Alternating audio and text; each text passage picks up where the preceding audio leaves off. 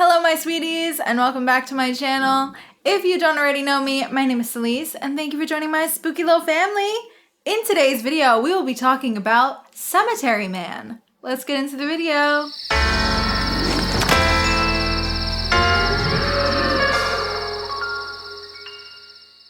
Hello. Hey Spooky. Oh my god, bestie. It's been so long. I know. You've been like doing little things. Yeah, Spooky's relegated me to the basement to fight our roach infestation. They're big. Have you ever seen, for our viewers at home, if you've never seen a Brooklyn roach, they're about 6 feet tall and they pay taxes. So they're really not easy to deal with. One day we'll do you ever watch It's Always Sunny? And, when they cut away to Charlie, and he's like doing something crazy in the basement. Yeah, that's just you. That's exactly what it's like, like fighting roaches and shit. So maybe we'll do a cutaway gag one day to me. But yeah, it's been a while. A lot has been going on. A lot has been going on in the world. Did you hear about the thing in California? No, but how is that relevant? Here's the thing. We need to stay on topic for these videos. So in California this past weekend, they got like 7 feet of snow. Suddenly, this has become a weather channel. Well, no, because this happened in the past, so it wouldn't really be a very useful weather channel, would it? Did you hear about that? In all seriousness? I did. Yeah, it's crazy. Typical West Coast behavior. Always trying to one-up the East Coast. Everybody knows we have the best natural disasters. We have the best snowstorms. We have the best hurricanes. We got the best rats and vermin. Best disease. We got the best everything in the East Coast. Is East Coast everything? Better pizza? I don't know what that pineapple shit. Anyway, they say, my point of saying all this is they say that imitation is the sincerest form of flattery, right? And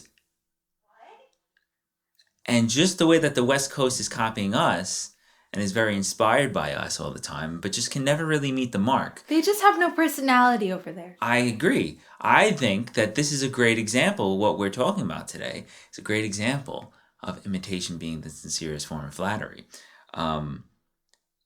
Because the movie we're talking about today, which was a total blast, is about as close to Dead Alive as you could get to in Italy.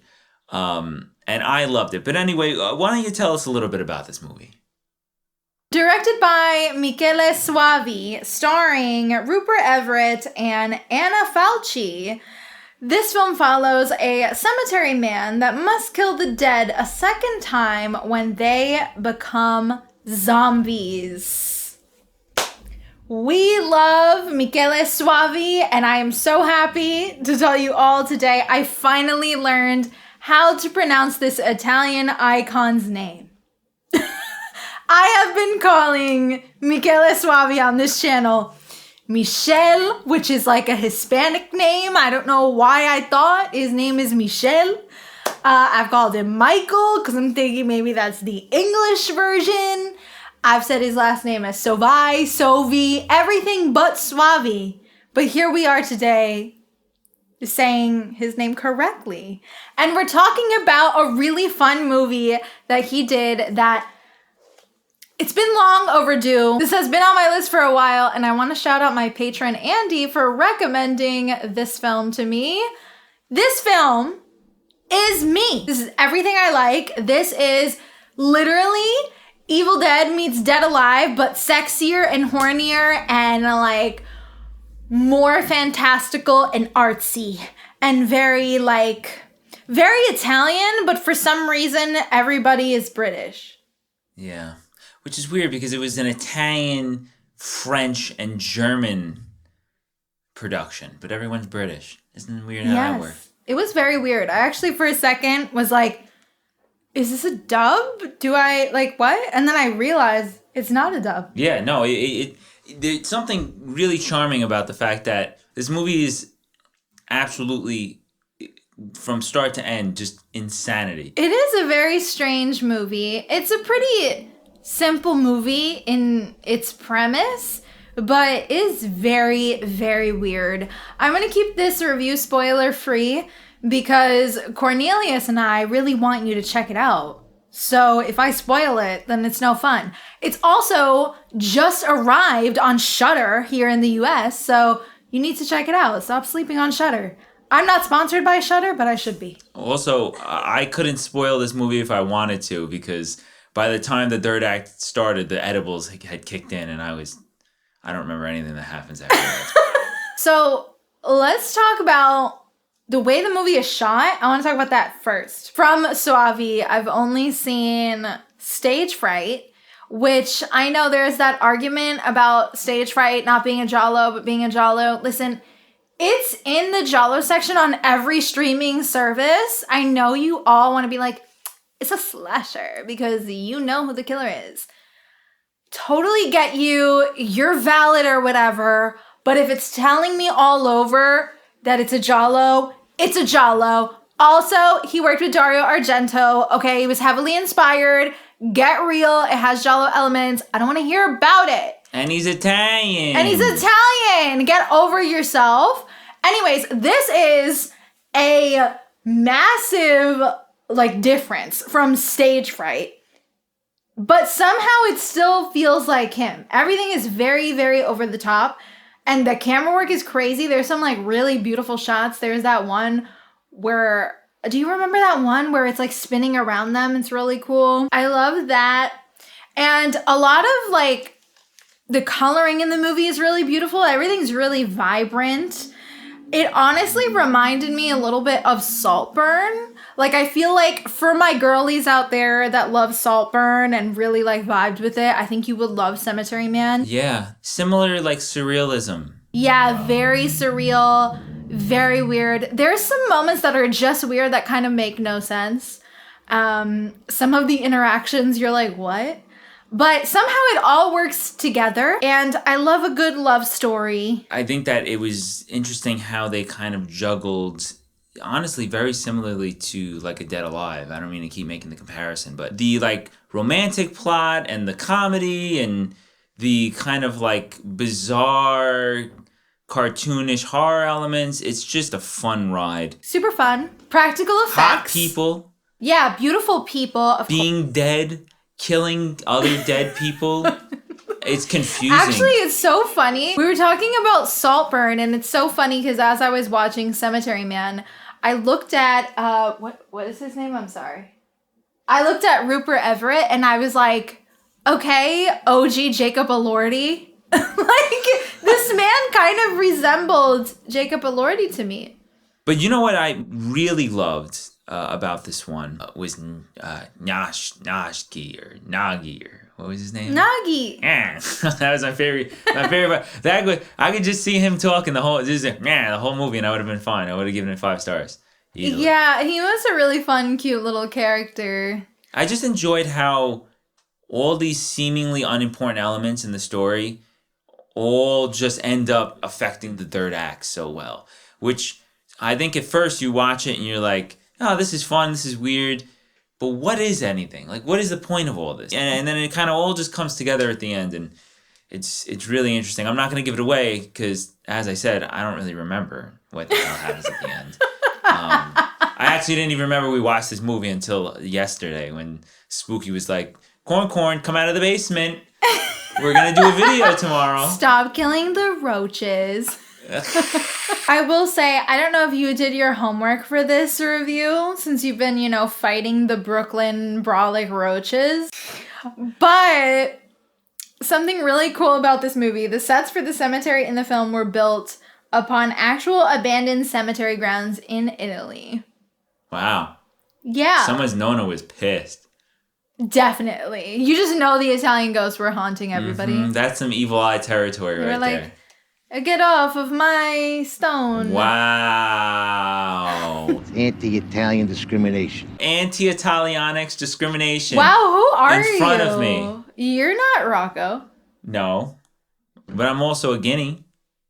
Is that canon? Now it is. Wow. Mm-hmm. I also studied abroad in Italy. I also went to Italy as well. Wow. That's so cool. Do you have anything else to add regarding Cemetery Man? I really liked the cartoonish aspect of it as well. I thought that at first it's a little off-putting. I think it is. Well, because it doesn't really start off as absurd as like Dead Alive. No, it doesn't. Almost starts off kind of serious in a way. It does, and then when it starts getting weird, you're kind of like, what's happening? And then it just stays there, which is the best part of it. Yeah, but I think if you're into ridiculous movies and ridiculous like Italian horror films and even giallo, even though this is not a giallo, it is one of those ridiculous Italian horror films. I think you mentioned something off screen about this film being similar to a graphic novel. Yes, so there's a lot of extreme similarities between this comic series from Italy called Dylan's Dog. Oh. I've never heard of that in my life. Sure that's the name of it. Dylan's Dog. I might have just made that up. Yeah, no, Dylan's Dog. That's the name of the thing. And it's crazy because it's so similar, apparently. People actually considered Cemetery Man or Della Morte dell'Amore to be an unofficial adaptation of Dylan's Dog. Speaking of the title of the movie, Della Morte dell'Amore is actually a translation to Of Death, of Love, which is so beautiful. Like, I just, when the movie opens, the title card is that title. It does not say Cemetery Man. I kind of wish they would have just left that as the title, even though Cemetery Man is a cool title or whatever, but it sounds like so, it sounds so unserious. I mean, I know this is a very unserious movie, but something about the original title is so beautiful that I would have almost preferred it. Well, I find it funny because Cemetery Man sounds like if that movie would have been made in America, whereas Della Morte dell'Amore just is so ridiculous for the movie that you're going to see. Della Morte dell'Amore sounds like a romance novel, like with a guy with his shirt off on the cover. Exactly. I have something to add, actually. I read something that was very interesting, and this is why we need to talk about it now during Women's History Month. This is a very strange thing, and I'm going to pull it up because I was kind of flabbergasted when I read this. Apparently, in 2009, the horror website A Shot in the Head chose Anna Falchi's boobs from her nude scenes in this movie as the number one on their list in top 10 boobs in horror movies. And like, what is going on? That's the corniest shit. Who has top 10 boobs in horror movies as a list? Like, be so serious. Also, how old are you? I don't know. I personally prefer to celebrate other things about women. Can we talk about her performance? Because her comedic tone, amazing. Yeah. Or her gams. Get the fuck out. Anyways, we'll speak about more important things about Anna Falchi, like her amazing performance in this movie. I loved her from the very beginning. We see her and she's kind of like weird and off-putting, and that's exactly how I like my girlies. That's me. She has really great chemistry with Rupert Everett. They both were very, very believable. Like, I feel like they were feeling each other, like, for real. Like, I believed it. Loved it. I also really thought that the nudity and the sex scenes were shot really beautifully and very tastefully, and I love that. It felt very fantastical. And I love that. I love that. And that's what I mean by this is like a sexier Evil Dead meets Dead Alive. Rupert Everett, great. Loved him. He was giving Jacob Elordi, but also he did have like this really fun, like charming aspect to his performance. He delivered all the comedic lines really well, and he was just really fun to watch. And of course, the actor who plays Nagi was really fun. I cannot pronounce his name. I guess he's French. Francois Haji Lazaro. I'm so sorry if I butchered your name. But you were great. You were super fun. And I love having like a silly, ridiculous character that kind of feels like from a cartoon in a movie. So love that. He was perfect. Just chef's kiss. After seeing Cemetery Man, I cannot wait to delve more into Suave's work. There are a lot of other films I have to see from him, like The Church and this movie called The Sect or Sect. I don't know. But I am very excited to watch more from him. I think he was such a fun director, and unfortunately, I don't think he got the career that he deserved. Because his camera work and everything is so beautiful. Like, it's kind of criminal that he wasn't up there with, like, Argento and Bava, because he grew up learning from these guys, and I think he really held his own and had his own flair to it, so it's a little bit sad. But I will be here to celebrate his work on the channel. We will be talking more about... How did I say his name? And with that, I am going to be giving Cemetery Man 4.5 levs out of 5. It's almost a 5, but baddies, listen, I took an edible watching this movie. I need to do a rewatch in order to give it a valid 5 that I feel confident in. But I will say, get high and watch this movie. Check it out on Shudder. That's it, no notes. Iconic, fun. We love Mr. Suave here.